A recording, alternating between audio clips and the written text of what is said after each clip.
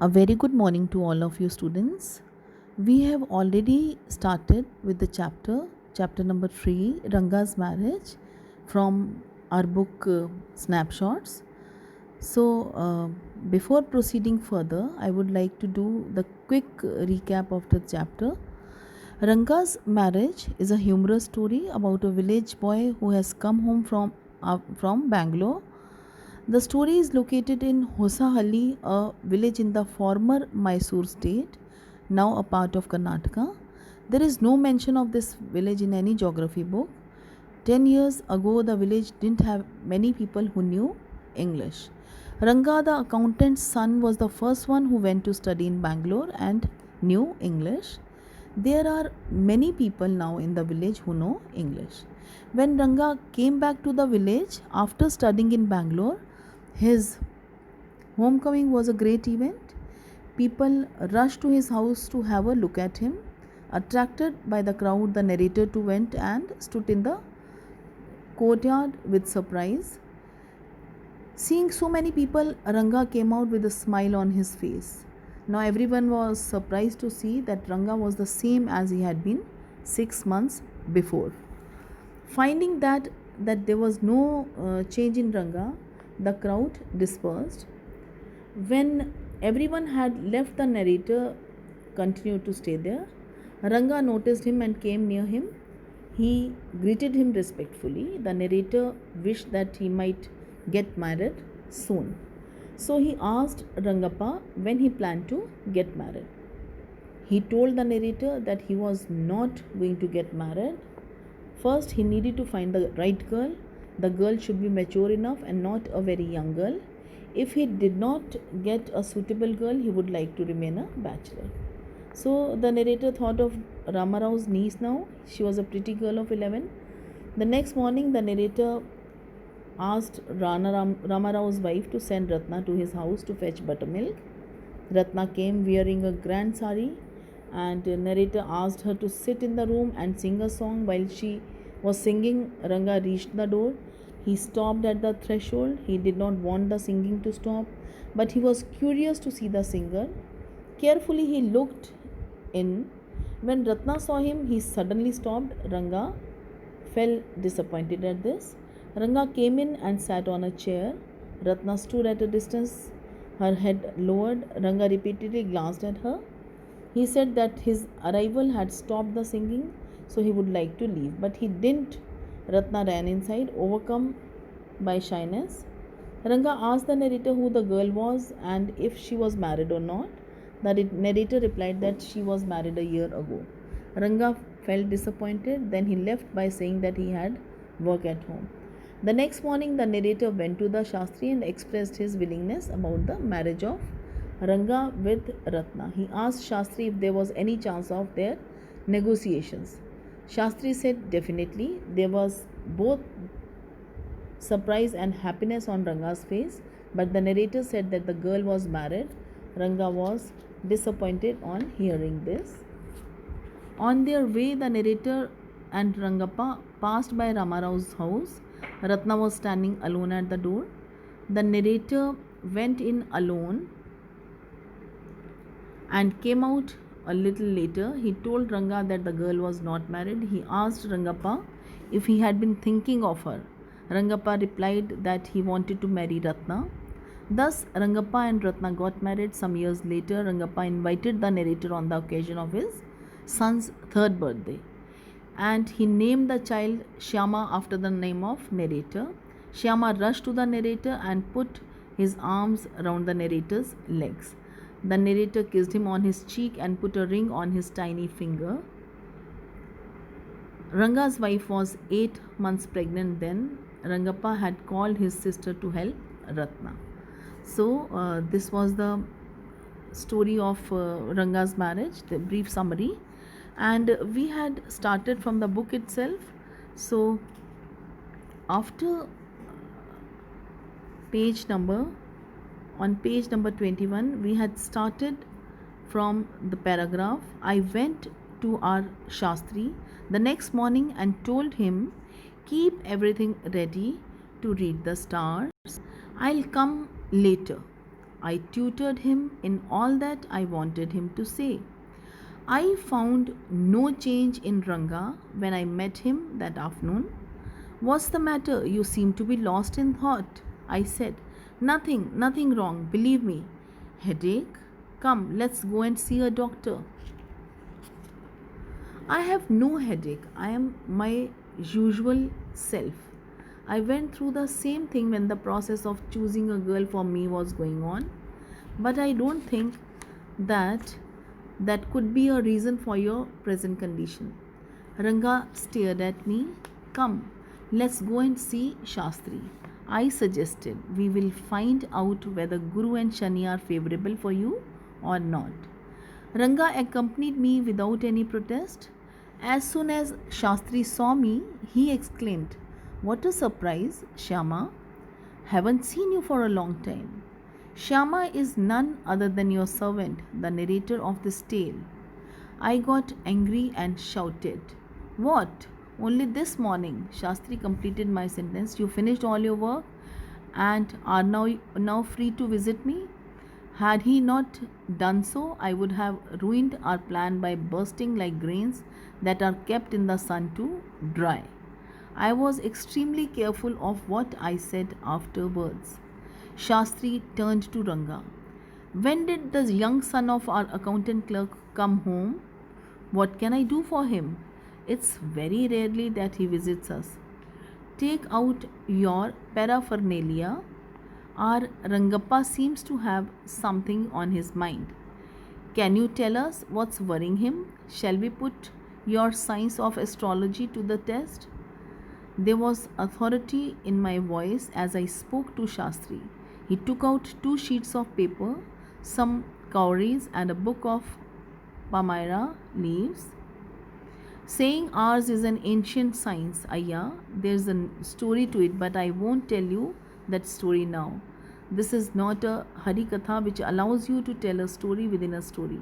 You may get bored. I'll tell it to you some other time.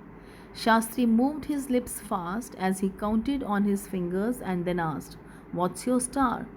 Ranga didn't know. Never mind, Shastri indicated with a shake of his head. He did some more calculations, but before saying in a serious tone, It's about a girl. I had been controlling my laughter all this while, but now I burst out laughing. I turned to Ranga. Exactly what I had said. Who is the girl? It was your humble servant who asked the question.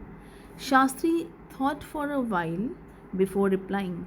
She probably has the name of something found in the ocean. Kamal? Kamala? Maybe. Could it be Pachi moss? Must it be moss if it's not Kamala? Why not pearl or Ratna or the precious stone Ratna? The girl in Rama Rao's house is Ratna. Tell me, is there any chance of our negotiations bearing fruit? Definitely, he said, after thinking for some time. There was surprise on Ranga's face and some happiness. I noticed it. But that girl is married, I said. Then I turned to him. His face had fallen. I don't know all that. There may be some other girl who is suitable. I only told you what our Shastra indicated. Shastri said, We left the place. On the way, we passed by Rama Rao's house. Ratna was standing at the door. I went in alone and came out in a minute later. Surprising, this girl isn't married. It seems someone told me the other day that she was. What Shastri told us has turned out to be true after all. But Rangappa, I can't believe that you have been thinking for her. Swear on the name of Madhavacharya and tell me, is it true what Shastri said? I don't know whether anyone else would have been direct. Ranga admitted, there's greater truth in that Shastra than we imagine. What he said is absolutely true. Shastri was at the well when I went there that evening. I said, So, Shastri Gale, You repeated everything I had taught you without giving rise to any suspicion. What a marvelous Shastra yours is. He didn't like it at all. What are you saying? What you said to me was what I could have found out myself from the Shastras. Don't forget, I developed on the hints you had given me. Tell me, is this what a decent man says? Rangappa had come the other day to invite me for dinner. What's the occasion? I asked. It's Shyama's birthday. He's 3. It's not a nice time, Shyama. I said I'm like a dark piece of oil cake. Why did you have to give that golden child of yours such a name? What a childish couple you are, Ratna and you. I know. It is the English custom of naming the child after someone you like. Your wife is 8 months pregnant now. Who's there to help your mother to cook? My sister has come with her. I went there for dinner. Shyama rushed to me when I walked in and put his arms around my legs. I kissed him on his cheek and placed a ring on his tiny little finger. Allow me to take leave of you, reader. I'm always here, ready to serve you. You were not bored, I hope. So, now the next morning, when the narrator went to the astrologer, Shastriji and told him to keep everything ready to read the stars, he tutored the astrologer in all that he wanted him to say. Means they both manipulated. Then he escorted Ranga to the Shastri's house. Shastriji praised astrology as an ancient science. He asked he asked Ranga's star. Ranga didn't know. After making some calculations, Shastriji said that Ranga was thinking about a girl. To the narrator's question as to who that girl was, the Shastri said that she had the name of something found in the ocean.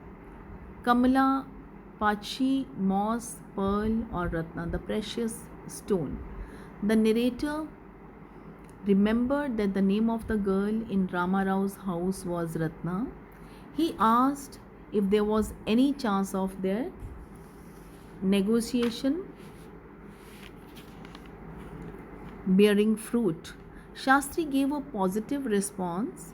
There was surprise on Ranga's face and some happiness as well. The narrator observed that the girl was married. He noticed that Ranga's face had fallen. When he told that the girl was married, that time Ranga's face was very much sad and shriveled like a brinjal, that was mentioned over here. On the way, they passed by Rama Rao's house. Ratna was standing alone at the door. The narrator went in alone. He came out in a minute and gave the news that the girl wasn't married. He remarked that whatever Shastri told them had turned out to be true. He asked Ranga if he had been thinking of her.